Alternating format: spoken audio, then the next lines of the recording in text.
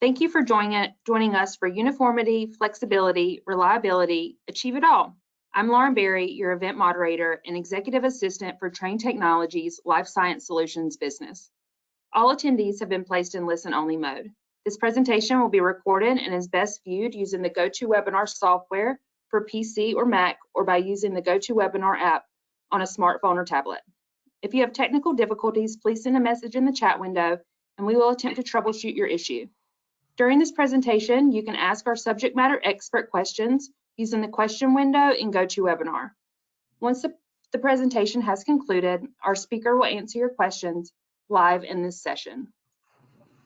Let me share a little background on our presenters today. I'm joined today by our speakers Kelly Harper and David Craig. Kelly Harper, Senior Product Manager for FARRAR, holds a bachelor's degree in Management and Society and Psychology from UNC Chapel Hill and her MBA from Wake Forest University School of Business. Her focus at FARRAR is on engineered walk-in solutions and services, owning the product roadmaps and growth strategies, while focusing passionately on bringing innovation and sustainable ideas to life. Joining Kelly today is David Craig. David is our Business Development Manager for our Engineered Solutions space. David graduated from State University of New York, or Geneseo, and has joined a career in the life sciences industry for 30+ years, working in fields ranging from supply and equipment distribution to working in cell culture and other critical areas. David has collaborated with engineering firms, architects, and facilities personnel to develop customized solutions for cold room applications, leveraging his years of experience working on complex projects. I will now turn it over to Kelly to begin our presentation. Thank you so much for the nice introduction, Lauren, and thanks to our audience today for joining. Today, Dave and I have the pleasure to speak to you about common challenges faced with environmental chambers and the key solution that we have to offer through FARRAR. But first, let me tell you a little bit about our organization. For those not familiar with our parent organization, Trane Technologies is a large, publicly traded company. Our stock ticker is TT. Our brands include Trane Commercial and Residential HVAC equipment, Thermo King refrigerated transportation equipment, and our newest life science application brands, FARRAR, Helmer Scientific, and Diversified Laboratory Repair. In total, we represent 34 manufacturing locations worldwide, about 36,000 employees, and more than $16 billion in sales. Trane Technologies has identified 4 key focus markets to attack sustainability through heating and cooling, and life sciences is our latest solutions market. Trane has served this market through commercial HVAC and transport refrigeration, and the same decarbonization effort going on the HVAC side can be applied to life sciences cold storage needs, one of the single largest market contributors to greenhouse gas emissions. Like Trane Technologies, Life Science Solutions is committed to working with customers to solve the impossible. We here at FARRAR leverage Trane Technologies' decades of expertise in precision temperature management to preserve the stability and viability of critical materials in health and life sciences. From powering groundbreaking medical discoveries to safeguarding essential vaccines and medications, our solutions meaningfully advance the well-being of people everywhere. And it goes to say, we are the industry's leading expert in precision temperature management. Our portfolio of solutions amongst FARRAR, Helmer Scientific, and Diversified Laboratory Repair enable our customers to preserve the stability and viability of the critical materials at hand across health and life science applications. Now, I've said it before, but at Trane Technologies and Life Science Solutions alike, sustainability is absolutely at the heart of what we do.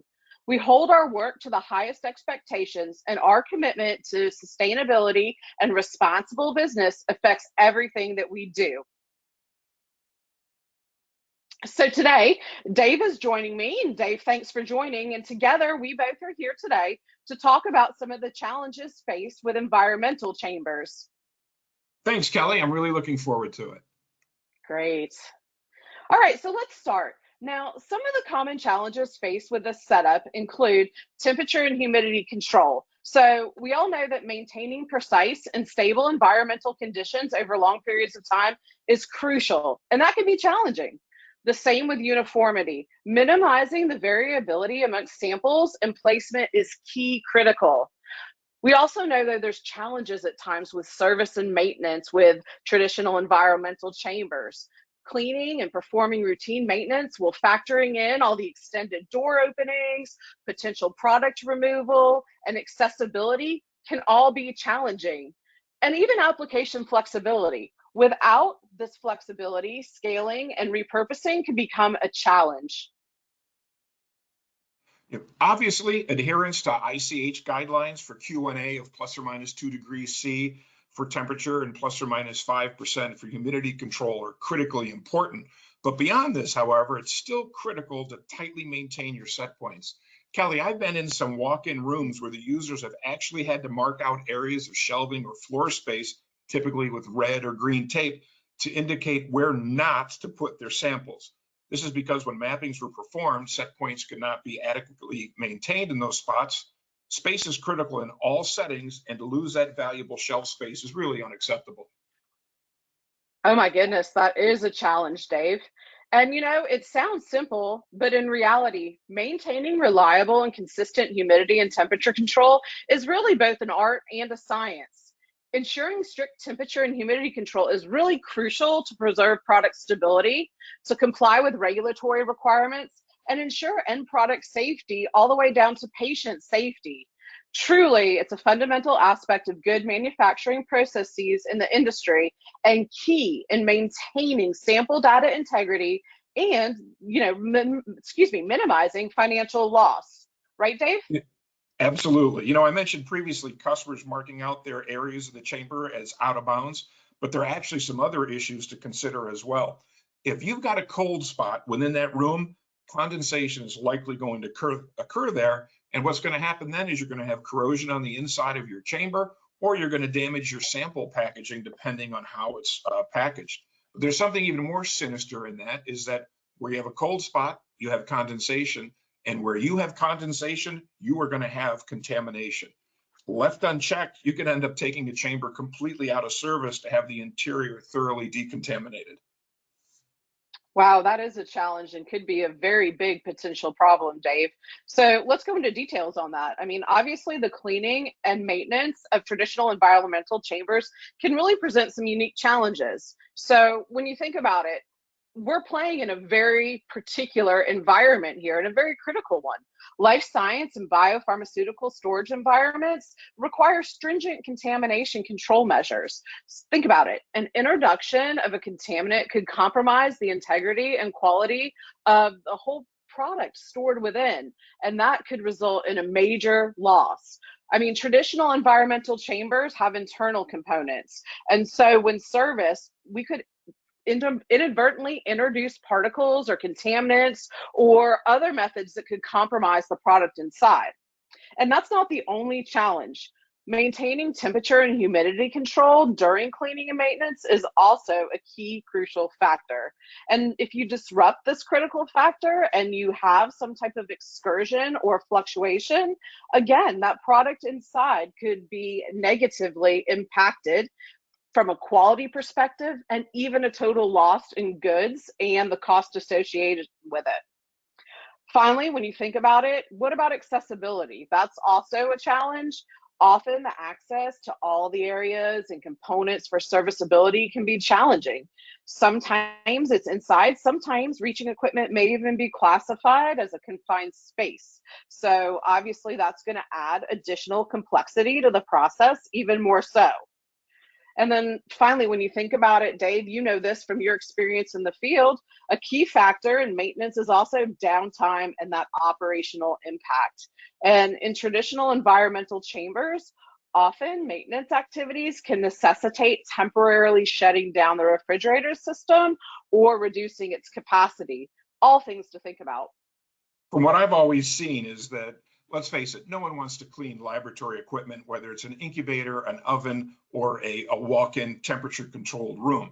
So what happens is typically that job is given to the newest employee, and they may or may not be aware of just how critical their work is. It's not the same as just wiping out your microwave at home or doing a quick clean on your stove. You've really got to be careful with what you're doing. You know, I cringe when I look at this photo because of all those fittings, the evaporators, the fans, etc. Everything's really difficult to access and properly clean. You've got to climb over shelves and samples, and that really doesn't give you the best angle of attack when you're cleaning the equipment. I spent many years with my customers involved in cell culture applications, and in a lot of instances, contamination can be traced right back to that cold room. The molding on the door is aptly named, as there can be a lot of mold built up on those gaskets. So you really need to have a good SOP for getting in that clean room and cleaning it on a regular basis. I saw this last week in Massachusetts where a room had a mold issue and it was pretty bad, and they had to take that room out of service, move product to other cold rooms. So it was a real nightmare. Can't stress enough the importance of cleaning the interior of these rooms. Good point, Dave. Good point. And then finally, let's think about application flexibility and scale. I mean, when it comes to investment, flexibility and scale can be a key enabler to longer term success. And if you were to choose a solution that doesn't have this flexibility, it can really hinder one's investment potentials. It can prohibit set point change, and therefore maybe your investment can't flex to various temperatures on a need-based situation. Capacity, right? That could also be a factor in flexibility and scale. And we both know that a lot of unit failures happen because you change temperature from the original intended use. And doing so can increase that duty cycle and lessen the lifespan of the unit itself.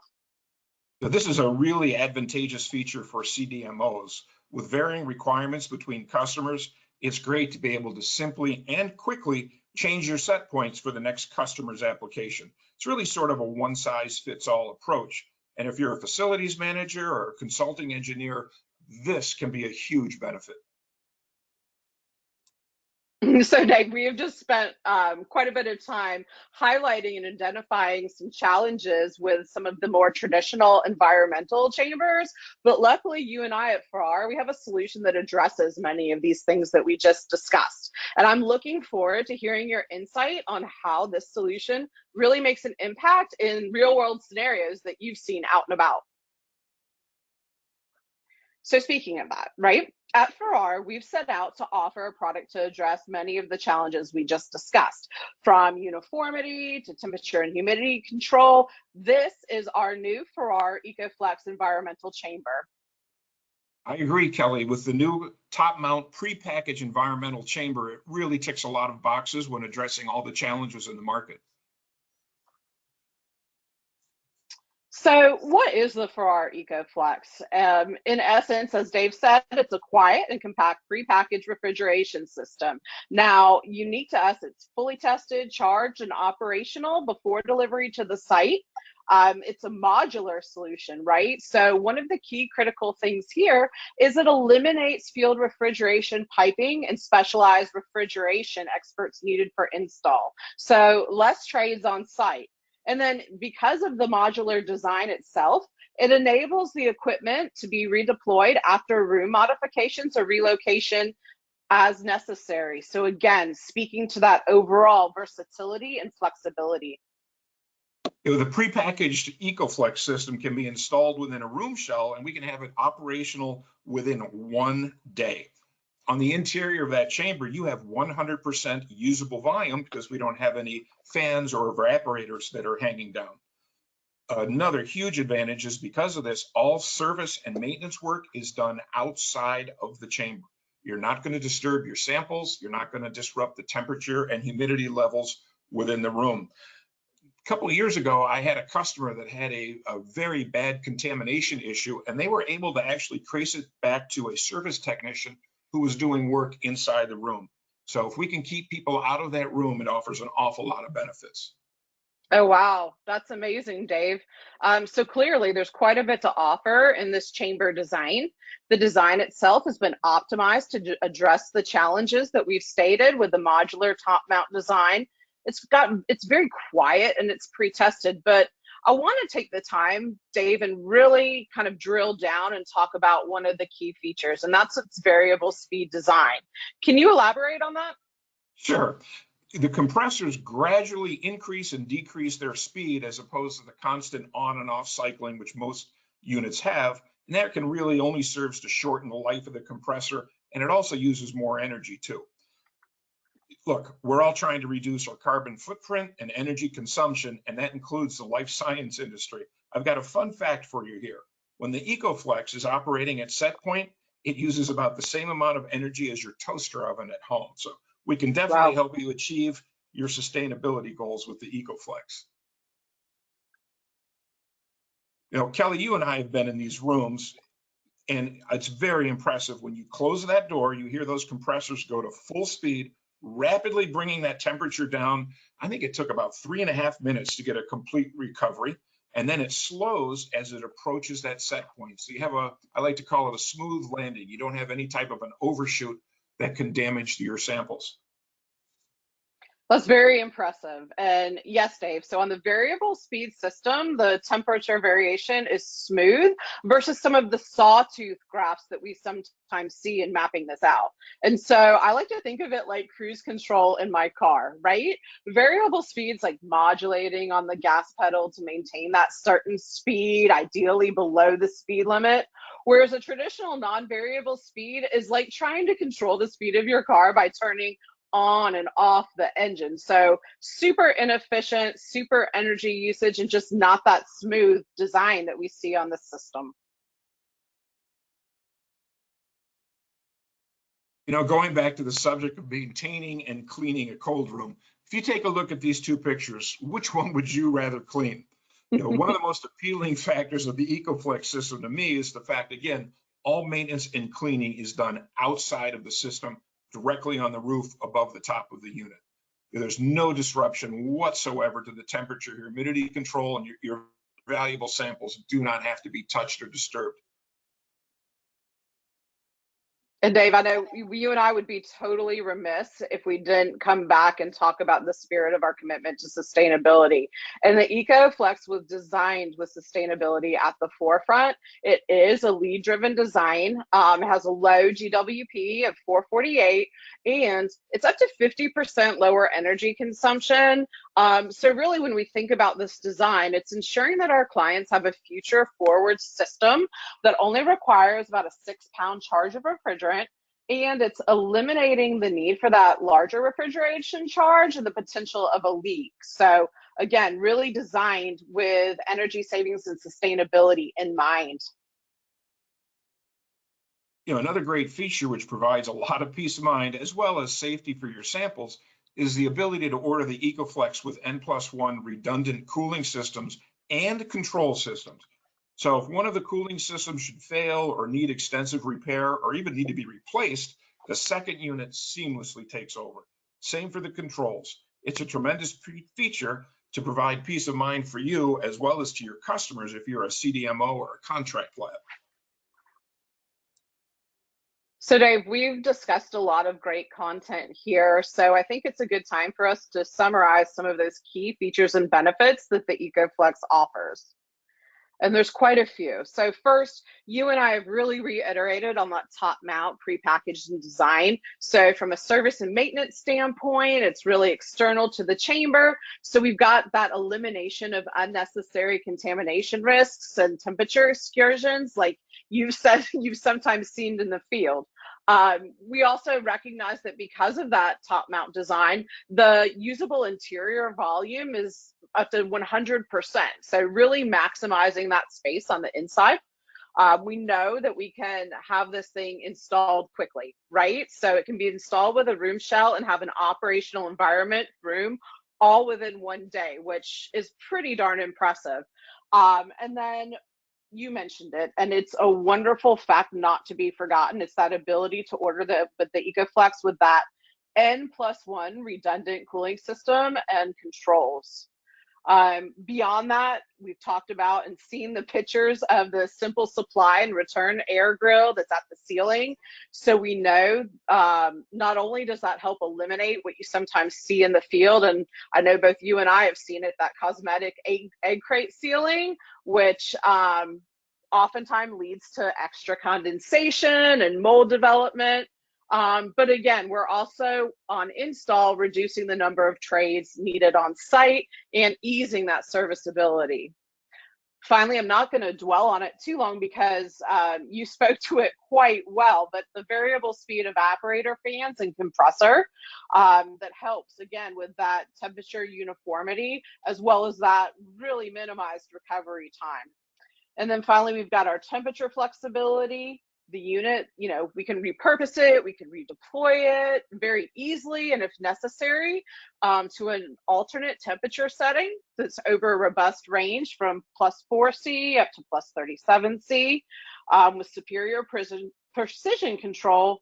And then something that's totally at my heart and my front of mind, that's that lead-driven design and reflective of our overall Trane Technologies commitment to sustainability. But you know what, there's even more additional optional features. So do you want to chime in on those, Dave? Sure, not a problem at all. We got a number of different features. We can put different types of lights on the interior of the unit. Humidity control is an option, as well as several different types of cooling and condensing coils. I go to a lot of universities, and the EcoFlex is a great alternative to row after row of insect rearing chambers that are used for Drosophila research. The uric acid released by these insects can quickly damage standard coils, so we've got some specially coated coils to combat that. This also allows you to air cue the module or use a water cooling method with an optional city water backup.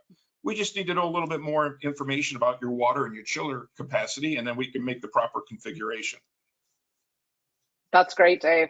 And think about it, with so many great features and benefits, the applications for the EcoFlex are plentiful. So I'm hoping, Dave, you can tell me where you might have seen some great application examples in the field.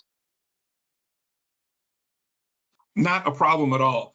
You know, one thing we mentioned, size fits all. This is a modular unit, and we can construct these up to 5,000 square feet. So when you take a look at academia, pharma, life sciences, or healthcare, we've got the proper size.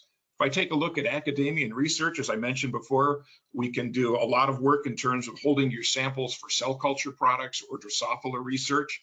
We go into the pharma and biopharma customers, we can handle your finished goods, your vaccine storages. Same thing on the life science side. With healthcare, as you know, we do an awful lot of work with blood banks and blood labs, so we can hold your plasma steady across a wide temperature range. So as long as we're between 4 and 37 degrees C and 5,000 square feet or under, we've got something for every application.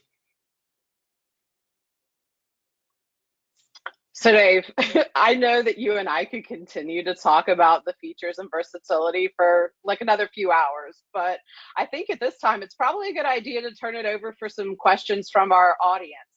So Lauren, back to you. Can you help us with that? Will we come online? Perfect. Thank you, Kelly and David. So everyone, it's now time for Q&A. Please place any questions in the chat box and we will answer them accordingly. A question here that came in, I need to work in the -20 range. Can these units accommodate that? I'll take that one. On the EcoFlex system, no, we can't go that low, but we have a variety of options for you, whether it's a walk-in chamber or a reach-in chamber. We can take you all the way down to -80. So it's just a matter of letting us know what temperature range you want to work in, and we've got a solution for you. Absolutely. Another question here, what is the lead time? Believe it or not, for this semi-custom, modular project, I'm looking at about 14 weeks to get that delivered. And then again, 1 day to get it up and running for you. Thank you, Dave. Another question, why is your unit typically quieter than most? Oh, I can answer that one. We're going to fight for this one. Dave did a great job earlier talking about our variable speed design, and competitive designs often utilize a constant speed compressor with hot gas bypass control. And so what's happening there is there's a continuous compressor operation and energy usage. And so because of that, the result is typically a louder system than with our variable speed design. Thank you, Kelly. Another question here. I like that all of the refrigeration system is contained above the chamber, but will I have warm or cold spots from poor air circulation in the chamber once I start filling the space? Ooh, good question. I mean, the short answer is no, but to elaborate on that, the FARRAR EcoFlex was specifically designed with a diffuser, and what that's going to do is promote improved air mixing throughout that room. And so that system is going to ensure that all areas of the room are maintained to the uniformity of that space. So for example, we did some testing on that. And so in a 10 by 10 by 8 room, we demonstrated that the uniformity was well within plus or minus that 1C using our standard mapping protocols. That one was 16 sensors. And so the uniformity is achievable over the full range, as Dave mentioned earlier, plus 4 to 37C. Thank you, Kelly. Another question here. Assuming you want an interior 8-foot ceiling, what is the minimum height required for the installation space? Can the mechanical section remote mounted outside the building? You want to take that one, Kelly? I may need to hear that one again. There was a lot there. Right. Assuming you want an interior 8-foot ceiling, what is the minimum height required for the installation space? We're going to need about 12 feet for the top of the room, and then to have the refrigeration module on top and have a little room to pull that cover off. So figure 12 to 13 feet will be in good shape. Another part of that question, it says, can the mechanical section remote mounted outside the building? No, it cannot. Okay. Let's see here. Another question, if I need to have more than one packaged refrigeration section to condition my space, will I double the failure rate over a single system sized for my room? So Lauren, I'm thinking that the question here is talking about if the space requires that more than one refrigeration system. And so in that case, yes, the number of refrigeration components will increase.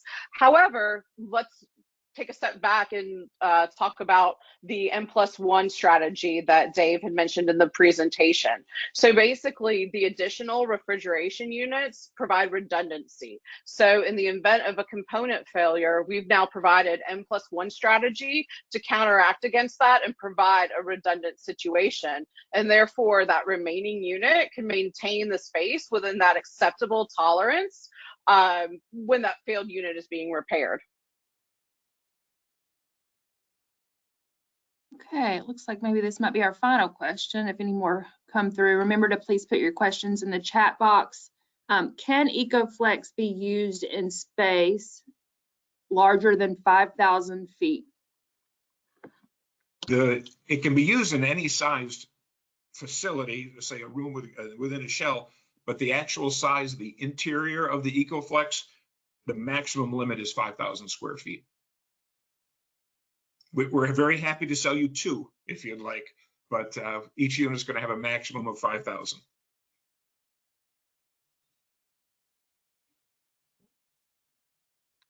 Thank you, Kelly and David. Great questions, everyone. There's not any more questions to answer. So thank you, everyone, for joining today. A brief survey will launch following the webinar, and any feedback is greatly appreciated. A recording of this presentation will be available on our website by the middle of next week. And as a reminder, links to past webinars can be found on our website at farrarscientific.com, as well as our YouTube page. We hope you will join us in a future webinar. Have a great day. Thank you. Thank you.